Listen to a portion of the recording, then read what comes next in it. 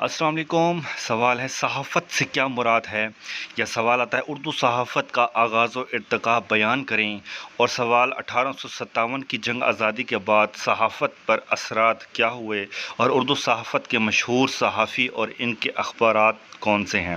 تو یہ سوال ہیں، ان کا جواب میں مکمل آپ کو PDF میں بھی دے سکتا ہوں۔ ویڈیو کا آغاز کرتے ہیں۔ تو سب سے پہلے دیکھیں، صحافت عربی زبان کا لفظ ہے جو صحف سے ماخوذ ہے، جس کے لغوی معنی کتاب یا رسالے کے ہیں۔ کسی بھی معاملے کے بارے میں تحقیق اور پھر اسے صوتی، بصری یا تحریری شکل میں بڑے پیمانے پر قارئین، ناظرین یا سامعین تک پہنچانے کے عمل کا نام ہے۔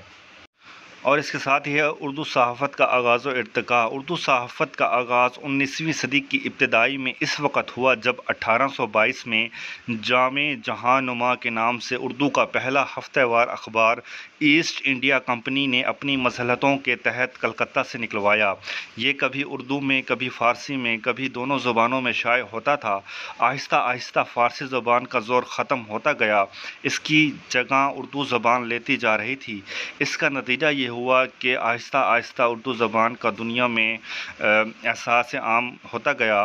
اردو صحافت میں فروغ دینے کی کوشش کی جانے لگی، چنانچہ ملک کے دوسرے علاقوں میں ایسی کوششیں کی گئیں تاکہ انگریزوں کے مقابلے میں اردو اخبار جاری کرے، انگریزوں کی سازشوں کو عام کیا جائے اور مختلف ریاستوں کے حکمرانوں کو بدنام کرنے کی چالیں چل رہے تھے۔ ان کا مقابلہ کیا جائے۔ غدر سے پہلے دہلی سے نکلنے والا دہلی اخبار اردو کا سب سے با اثر اخبار تھا، جسے علامہ محمد حسین آزاد کے والد محمد باقر نے جاری کیا تھا۔ اب ہم بات کرتے ہیں 1857 کی جنگ آزادی کے بعد آغاز و ارتقاء کیسا تھا۔ 1857 کا غدر ایک ایسا طوفان تھا جس نے ہندوستانیوں کی زندگی میں انقلاب انگیز تبدیلیاں رونما کیں۔ اس ہنگامے کے ختم ہونے کے ساتھ ہی ہندوستان میں مغلیہ سلطنت کا سورج ہمیشہ ہمیشہ کے لیے غروب ہو گیا۔ اس کے ساتھ ہی ہندوستانی برطانوی سلطنت کا حصہ بنا اور انگریز ہندوستان کے مقدر کے مالک بن گئے۔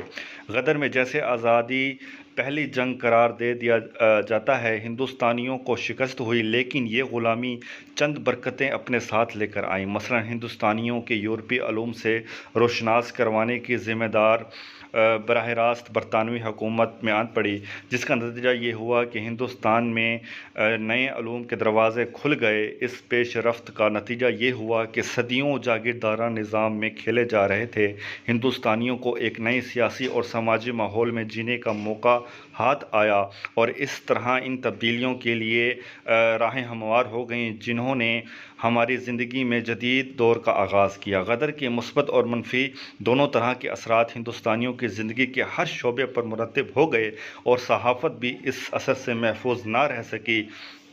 چنانچہ غدر کے ہنگامی کی وجہ سے اردو کتب کا اخبار بند ہو گئے۔ اردو صحافت نے چونکہ غدر کے زمانے میں باغیوں کا بھرپور ساتھ دیا، چنانچہ انگریز اس سے خوش نہیں تھے۔ چنانچہ 1857 کے ہنگامے ختم ہوئے۔ جب دور کا سلسلہ شروع ہوا تو اس کا سب سے زیادہ فائدہ اردو اخبار پر ہوا۔ تو یہ تھے اس کی معلومات، اور میرے پاس اس کے تمام PDF ڈیٹیل میں موجود ہیں۔ آپ میسج کریں گے تو آپ کو میں ضرور دوں گا۔ اپنا خیال رکھنا۔ اللہ حافظ۔